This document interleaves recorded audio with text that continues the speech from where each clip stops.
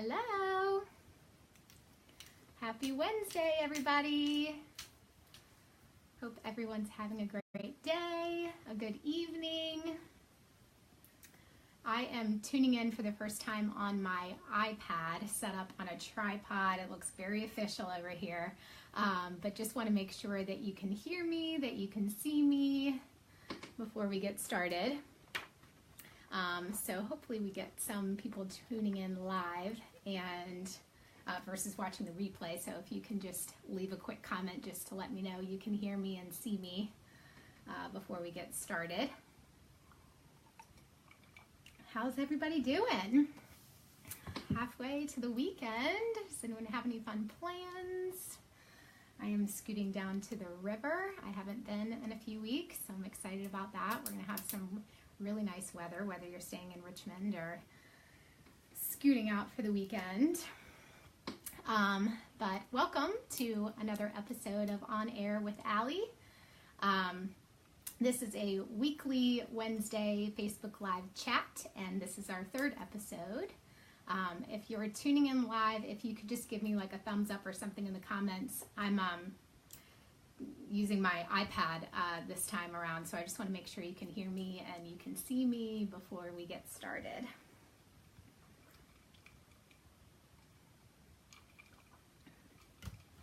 All right, it's a different view on my iPad, so I'm getting thumbs up. I'm assuming you can hear me and see me.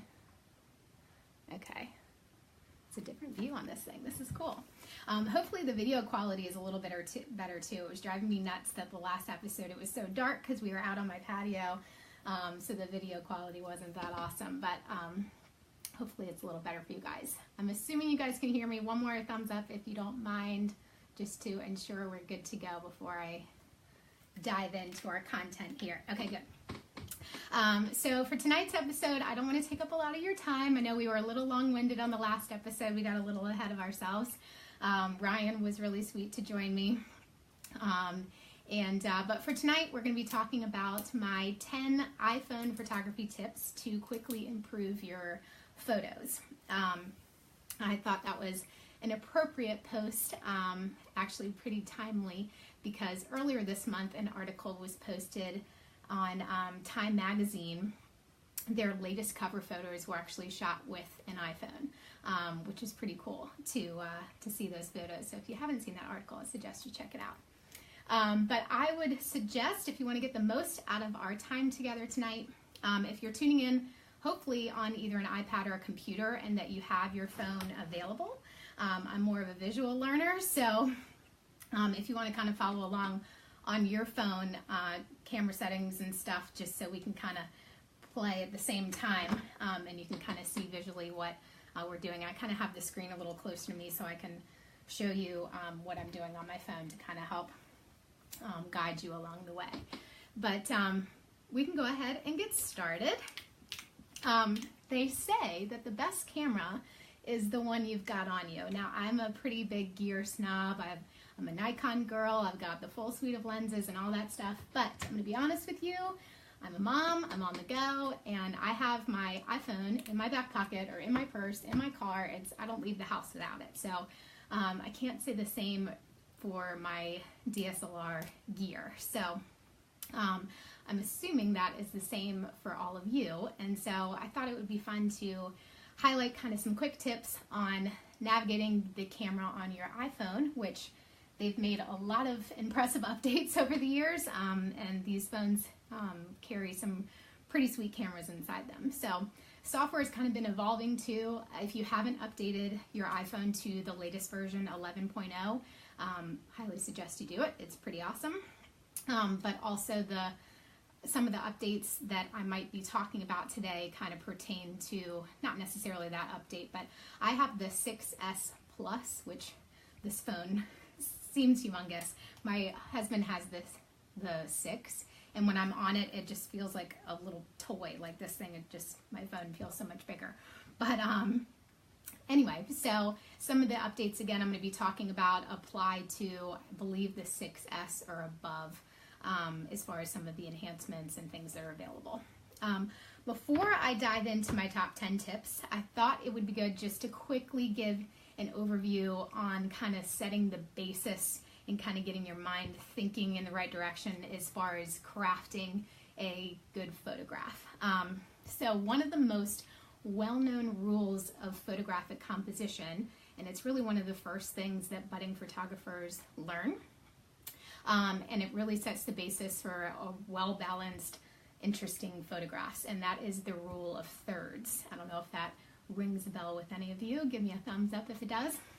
And I'm getting real fancy tonight, and I'm going to be showing a few slides as an example. I promise I'm not going to bore you. It's like 6 slides, so don't worry. But I thought it would be helpful to give you a quick visual on what I'm talking about. So let me get this into slideshow mode.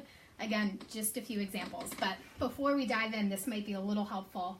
The basic principle behind the rule of thirds is that behind an image, when you're looking at an image, you're breaking it down into 4 important parts. So consider these red dots as kind of your placing points. And studies have shown that when you're looking at an image, that your eyes kind of naturally fall to these points in a photograph. So a well-composed image, you want to place your focal point in one of these 4 spots, ideally. So in this example, you'll see the subject is directly in the middle. Obviously, I shoot that way all the time. People do it all the time. It's totally fine. It doesn't mean it's a bad shot if you do that. But you'll notice in this example, it's a little more aesthetically pleasing to shift the subject or shift your eyes and your focal point to one side or the other of the screen. So just be on the lookout, like when you're watching movies or TV shows or commercials, producers and directors do this a lot, so you'll start to notice it. And there is a grid on your phone. I'll show you how to set that up if it's not already, which can kind of help you compose the image. So I just wanted to give a few quick examples with my photographs to kind of show you some examples. So here's little Lawson. So it's always nice too to kind of have some negative space, so your eyes are automatically drawn to the main subject of the image. Here's another image. Not a lot of negative space here, but again, your eyes are being drawn to this side of the frame, and the eyes being drawn to the baby right here.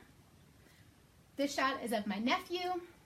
I love this, and this is one point that I'll talk about here a little later, is as far as cropping and really rotating your images and removing any unwanted objects in your photograph. So it's not really busy with a lot of people running around on the beach, that, you know, the subject is the main focal point in the image. 2 more examples. I threw this one in here. This is actually from this past weekend at a neighbor's baseball game, but you can see I put him on this side versus plopping him right in the middle. It's a little more aesthetically pleasing to see that he's on the right side and that he's running into the frame. I don't have him over here where he's running out of the image, if that makes sense. So just makes it a little more fun and interesting to look at. And I believe this is the last image, again, just to show you kind of that negative space. And I have the subject here along these. Apparently I like the right side of the intersection points. So that's all I have for you as far as examples go, but hopefully that helps kind of set the stage for what we're about to talk about and just kind of keep you thinking and get your mindset in the right direction as far as the rule of thirds go. And but of course, rules are meant to be broken, so I certainly have done it plenty of times. It doesn't mean that it's a bad photograph if you don't do that, but that certainly helps to make more intriguing images. So if you have your phone on you, I'm going to zoom in or come in a little bit so I can show you my screen so we can follow along together. If you want to go to, and I'll show you guys, to turn the grid on your cell phone to make sure if it's not already set up that way. You can open up your settings, and you're going to scroll on down to Photos. Settings, and you're going to go to Camera, and there's a grid on and off section. me touch my screen so you can see. There you go. So turn the grid on if it's not already on, and that'll kind of help you again with that rule of thirds we were talking about. Okay, so we can jump right in. As far as my first tip, and some of these you may already know about, so some hopefully you'll learn a few things along the way. But just quickly accessing your camera. So if your camera is in the locked screen, which I recently updated this photo, I just got to show you guys. I mean, how cute is that? So when your phone is in, I just unlocked it, sorry. When it's in a locked setting, you can swipe right without even having to enter in your passcode or anything like that. So if you have to quickly access your camera for it to take a shot really fast before the moment passes, that is a quick way to do it. Also, if it's in the locked mode, you can slide up from the bottom and see a lot of missed notifications. You can slide up from the bottom and you'll see the camera right there that you can push, and then it'll open that way. Again, without having to put in your passcode or mess with any of that. So the other thing, which again, this tip, the 3D touch, is actually applied to 6S iPhones and above. So sorry if you don't have any of the phones above that. But the 3D touch is pretty cool. I always forget to use this thing, but you can press and hold the camera and it's gonna pull up, and I realize I'm in selfie mode, so on my iPad right now for the live, so these words might be backwards for you guys, but it you press and hold and it says take a selfie, record a video, take a photo, so you can quickly get in there without having to do that extra step once you open up your camera. So that's kind of a quick feature. I always keep my camera app on the home page of my phone. So again, just so I can quickly access it when I want to take a photograph, which I take a lot of them these days with an 11-month-old running around. So one quick note I will mention is just be sure to wipe this lens, give it a little courtesy wipe every now and then. We shove these things in our pockets and our purses in the car. I mean, they can easily kind of get scratched up and gunked up, but you'd be surprised what a little swipe before taking a shot will do to kind of clear it up and give you a better photograph. So number two, I always suggest to, and let me open up the camera app on my phone, and you guys can follow along with me with your phones if you like. When you're about to take a picture, hold your phone as if it were a regular camera. You'll have a more steady hand, and you'll have a more focused photograph, and you'll be better aligned. I always say, when you're holding it like this, to kind of tuck your elbows in against your body so your hands are more stabilized. Better yet, if you have the option to kind of rest your elbows up on a flat surface so you have a more aligned photograph, and it'll be in better focus just because you're not moving around. If you want to take it a step further, before you take the photograph, you can actually inhale, and while you're clicking, be taking a slow and steady exhale. So just a smooth release, if you can think about all these things when you're in the moment, but something for like landscapes or something where you're not really having to be taking a quick shot or action shot, which we'll talk about in a minute. But those are just some nice quick tips to kind of have a more focused photograph for you. Keep the image level. This is a big one. Cropping and rotating your images. I mentioned earlier removing unwanted objects in your photograph, but looking at your horizon, like if you're taking a shot of your daughter on the beach and you're doing the rule of thirds that we talked about, be looking at the horizon and make sure it's not all wonky. And one quick tip, which I'll show you how you can fix that, and your phone will automatically do it for you. So for example, let me shoot the iPad all crazy cockeyed, which it wouldn't be this far drastically off, but when you take the photograph, sorry, I gotta be at a weird angle so the lighting isn't crazy. After you take the photograph, you see how the iPad is all crazy. So let me tap my phone so it can expose for that. Go under Edit and click this top little square crop icon and watch how the iPad is automatically it did it in my example last night. It should automatically make it straight. So you can manually come in here and twist it around, and you can use the grid to kind of make sure it's straight. Let me try one more time because it worked last night. Of course, now that I'm live, it's gonna screw up. So let me make it crooked. Okay, let's try one more time and then we'll move on. All right, so I'm going to Edit, and I'm choosing that little square swivelly crop icon, and watch the iPad. Oh, darn it, 2 for 2. So it should typically work. I think the iPad the phone is also taking into effect the background is showing my the tops of my doors, and this ceiling is actually really wonky in this room. So it might be a little confused. So it'll probably work for you if you're in more open air daylight setting for you. But you can go in and manually adjust that rotation tool just so you have a more cleaner image, and you can crop in and take out unwanted objects in your photograph. Okay, so when you're taking a photo, the next hour after you've taken the photo, so you've locked in your arms, you're holding it like a regular camera, you can use obviously this button to press the trigger. You can also use your volume buttons. I don't know if you guys knew that, but you can click one of these buttons to also take the trigger. So if you are holding it like a regular camera, you can do that as well.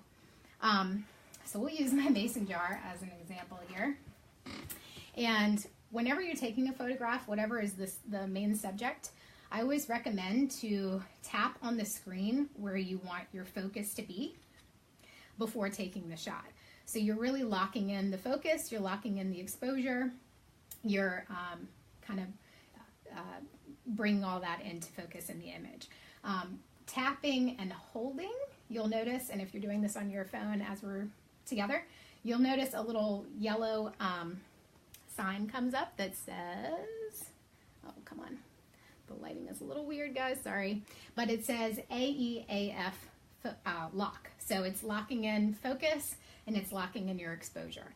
So tap and hold when you're ready and it'll focus and then take the shot. So you can see I was tapping on the top rim of the mason jar, so you can see that that's a little more in focus than the rest of the image. If you're taking close-up shots like that, I would suggest getting like 10 centimeters away. I mean, you can really get in close. I'm really jealous if you have an iPhone 7 or better, because they've just released a bunch of new iPhones, but they have a mode on there called Portrait Mode. Highly recommend doing this if you're ever taking a picture, particularly of one person, but you can tap the screen and a depth effect comes in that you can activate, and that's where you're going to get that creamy bokeh in the background. Bokeh is that kind of creamy blurriness that you'll see in a lot of professional photographs. So if you have an iPhone 7, definitely check out the Portrait Mode depth effect feature. It's pretty awesome. Also, I will mention when you're about to take that photo and you're pressing in to focus, or you're pressing and holding to lock in that focus and exposure, you'll notice a little sunshine pops up. If you're doing this with me, you'll see a little sunshine. You can press and hold that sunshine and lift. All right, so let me get it. Here we go. And you can drag that sun up. Hopefully you can see my screen, maybe, and down. So you can see how the exposure is going down, the image is getting lighter, and the image is getting brighter as I slide up. And that's when you push on that sunshine option. So that kind of helps you properly expose the photo before you take the picture, and it kind of helps save a little step after you've taken the shot, so you don't have to do too much work after you've taken the photo. So that's just a quick tip there. What's next? Action shots. So if you're at your son's baseball game, or you're in the playroom and your kid is running around like crazy and you want to take some pictures to capture the moment, you can press and hold the shutter to activate going into burst mode. And I didn't look this up to see when this, what this applies to which iPhone as far as when that option started. So maybe it's available for most phones. But again, you can just press and hold, and you'll notice that it just took 6 photographs. Afterwards, you can open up that selection, and you'll notice it'll say burst and however many photos you took. You can press select in the bottom. I think it's going to show it for you. The lighting's a little weird. You can press select, and you can sift through all of those burst images that you just took and select your favorite one. So if you're getting like a shot of all the kids jumping in the air at the beach, I would suggest using this burst mode, so then it's gonna eventually capture it and all of those pictures you're about to take, and then you can choose your favorite and then discard all the rest. Because if you're like me, my phone is constantly running out of space. So you don't need to keep all of those unwanted photos on your camera just taking up space. So then you don't have room on your phone when you really want to take a photo, which happens to me all the time. So that's one option. Again, for kids running, for sports, or any kind of movement, that burst feature is really nice. For those that aren't aware, you probably are pretty aware of this, the pano option on the camera, great for landscapes. You can do horizontal, but also portrait, up and down. And that's for, you can do for group photos, which we'll talk about in a second. I primarily use it for landscapes, but you just want to make sure, again, keep your elbows in tight or rest them on a flat surface, so you can just make sure you're really still so you don't have any bumps in your alignment of your photograph. Live photo I'll quickly touch on, but again, you probably already know about that. If you're in the photo section on your camera, this center button here, you'll see that it's activated yellow. That means that live photo is turned on your camera. So what it's going to do, it's pretty cool. I don't use it that much because it takes up a lot of space on my phone, and again, I run out of space pretty quickly. But when that yellow dot is turned on, that means live photo is turned on. So when you take a picture, it's actually taking like 1 to 2 seconds of video before the shot and 1 to 2 seconds after the shot. So it's pretty cool for like really special moments, like if your kid's blowing out birthday candles or something like that, where you want to capture that moment and not take an actual video. It'll take a picture and some video, which, funny story, my husband, Ryan, was taking photos on his phone when we were in the operating room on Michael's birthday. We had a C-section, and he was taking photos of me holding Michael for the first time. Don't get emotional, but it was a live photo. And so when we were in the hospital room or whatever, postpartum the next day, I was flipping through his phone looking at photos, and we could press and hold, and I wish I had it as an example, but you could actually see me like rubbing his head for the first time in that moment that we first met each other. So live photos can be pretty powerful when used at the right time. But if you don't want to use it all the time, if you don't want it taking up a lot of space on your phone, you can just push that button again. If it's not yellow, then live is turned off, so you don't need that feature. Let me flip my notes here. Okay, so for time-lapse mode, you may have seen a video that I posted not too long ago of me and my son playing in the nursery. Would highly recommend playing around with this. This is a feature that's actually on your iPhone as well. Just swipe all the way to the left. And what time-lapse, this was introduced iOS 8 update. So I'm pretty sure you've updated at least to the iOS 8, if not the 11, which they recently came out with. You can tap to record. It's going to take a still picture every few seconds. And then when you're done, it'll stitch all those photos together to form a video. So I would recommend putting this on a tripod or obviously somewhere stable. This is great for when you, as the person owning the phone, want to be in the shot. So like Christmas morning or birthday parties or something like that, where you don't want to be the one behind taking all the pictures, you can be involved in the photos as well. So play around with that. That's a pretty fun feature. Group photos. There is a self-timer option on here, if you're not aware. The icon, when you're in the photo option, this icon right here that kind of looks like a timer, push that guy, and there'll be a 3-second option and a 10-second option. So I just chose 10 seconds, and when you hit go, you'll notice I'm not in selfie mode, otherwise these numbers counting down would be a lot bigger, and it's flashing to let you know when you're getting close. It's going to take a burst of 10 photos. I don't know if that's a setting that I have on my phone or if it automatically does that, but it's really nice because you can then go in if somebody was blinking or not looking the right way or whatever. You can go in and then select your favorite out of that burst and then delete the ones that were bad that you want to throw out. So that's a nice feature. I brought a few props along for our discussion. A good old selfie stick you can get on Amazon or pretty much anywhere, I'm sure, but this thing extends out. And I've brought this out for parties and different things. It's a lot of fun. And you can fit a lot of people into a frame with the selfie stick. So may want to get one of those. One of these guys, I don't know where I got this from. I'll post a link in the thing.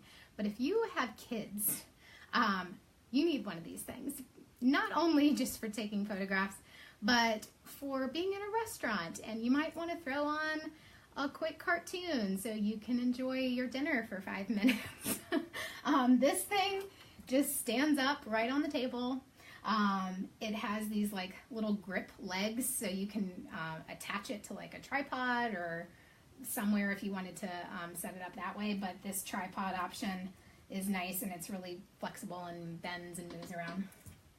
Checking on my time, 8:28. Okay, we're almost done. But anyway, this acts great for taking group pictures or just whatever. This thing's kind of random, but it's small and it's portable, so I would recommend checking out one of those. The other thing I wanted to mention, the rear-facing camera. Use the rear-facing camera when at all possible. The selfie mode, I know you can flip it around and use this camera when you're facing it towards yourself. It's not going to be as high res of an image as it would be using this camera. So when at all possible when you're taking your photographs, would recommend shooting it from this side. So you're looking at your camera and you're shooting your subjects over here. So you're shooting from this camera, if that makes sense. One other thing about group photos, if you have an Apple Watch, there is a remote in there. So if you don't want to use the self-timer, or if you need more than 10 seconds for whatever reason to get ready for your shot, you can use the remote on your Apple Watch to actually take the picture, which is a pretty fancy way of doing it. But also selfie sticks, a lot of them come with a Bluetooth remote, so you can set that up as well. Okay, 3 more. So I would suggest after you've taken your photo, all of you I'm sure are pretty aware of the filters that are available on iPhones. Those are great, especially like for black and whites. You can use some of those to help with color correcting, different things like that. I would highly suggest playing around with the editing tools that are inside of the phone without using filters. So being able to adjust the brightness and the saturation before going into the filters, and I'll show you what I mean. So also don't use the flash at all if you can avoid it. I know obviously in dark situations or something like that you can't, but if you're taking pictures like food or anything like that, obviously natural light is always going to be your best friend. But when you're taking a photo, and I'll again use my mason jar as an example, so I'm going to press and hold like we talked about earlier, take the shot. So then I'm going to go in, let me slide in so I can show you. So I'm going to open up the photo, I'm going to hit edit, and you'll see this little like sundial with dots all around it. Do you like my terminology here? So you'll notice these 3 things pop up. So it'll say light, color, and black and white. And the main ones that I mess with, I'll hit light, so I'll hit the drop down option, and you'll see a lot of options here, and I know it might look scary, but hang with me. You can go into exposure. So if your camera takes a dark photograph, you can go in here and slide this feature. Obviously I wouldn't go that extreme, but you can see here, you can bring the exposure down if it's too bright, bump it up a little bit to make it brighter. So I play with the exposure. You can click these double 3 lines again. I go under shadows and I kind of slide that to boost it a little bit so it gives a little bit of fill light. And then you can play with contrast some. I don't really do that as much, but you can slide that to kind of give it an extra little pop. While you're editing, keep in mind, as long as the editing tools you haven't hit done and like save the image, you can press and hold, and you can see, and this example isn't really that great, but you can press and hold to see what the photo looked like before you started tweaking, which is kind of nice. Once you hit done, it'll save your images and you'll be good to go.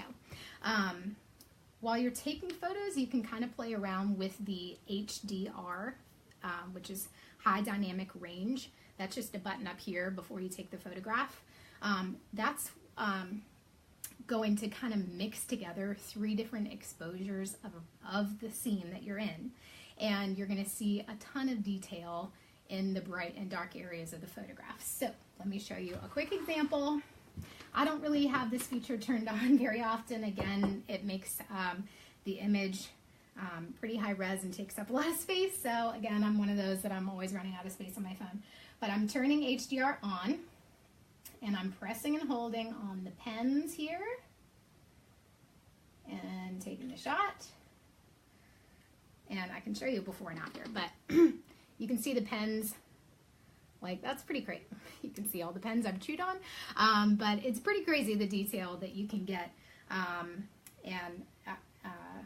in these photographs when the HDR feature is turned on. So be sure you can turn that on and play with that. Avoid using the camera's zoom tool when possible. So instead, move your feet and move closer to the subject, or crop the photo afterwards. When you zoom in like to the max that the camera will let you do, it really makes the image, it can make it more blurry in a non-good way, so kind of out of focus, more pixelated. So would just suggest to do the cropping feature afterwards. Lastly, I mentioned several times about my phone always running out of space. Would highly suggest setting up iCloud, if you don't already have it, for your photo library storage. I actually recently did this, so I haven't been doing this for a while. It just gives you peace of mind and a backup solution that all your photos, you don't even have to remember, like once a month I gotta go back up my photos. This automatically does it for you within minutes. So I'm pretty sure all the shots that I just took in this little live example, they're already in the iCloud right now saved. So if I were to drop my phone and break, which that's happened before, I'm not worrying that I'm just lost all the 30-some photos I probably took of Michael today. They're all going to be stored safe in the cloud. So a quick way to check, look into that. And for instance, I have a storage plan where it's $1 a month, and I get 50 gigabytes of storage. So pretty darn affordable, $12 a year to have a ton of storage on there. So open up your settings, click your name at the top, and then where do I go? Oh, iCloud. And then you'll see the storage that you have. You can go under manage storage and set it up that way. And make sure that photos here at the top is switched to on, so then it'll automatically go on there for you. So all of that is set up for you. As far as any like free apps, I can get into talking about apps in another episode, but Snapseed is one. Visco, VSCO, is another good app for taking photos, and Layout is one I use a lot that kind of helps you do like collages that you can post to Instagram. So if you don't want to blast with a bunch of individual photos on Instagram, I know they have that swipe feature now where you can upload multiple ones, but if you just want to do one photo with a variety of, 4 to 6 images, layout is a great app on there too. So hopefully, how do we do? 8:35. Not too bad. Thanks for tuning in. I hope this was helpful. I hope you are able to kind of put this into practice with your phones and check out, try practicing a little more on the rule of thirds that we talked about. But thanks for tuning in live, or whether you're watching the replay. Appreciate your time, and I look forward to seeing you guys next Wednesday. Have a great weekend. Bye.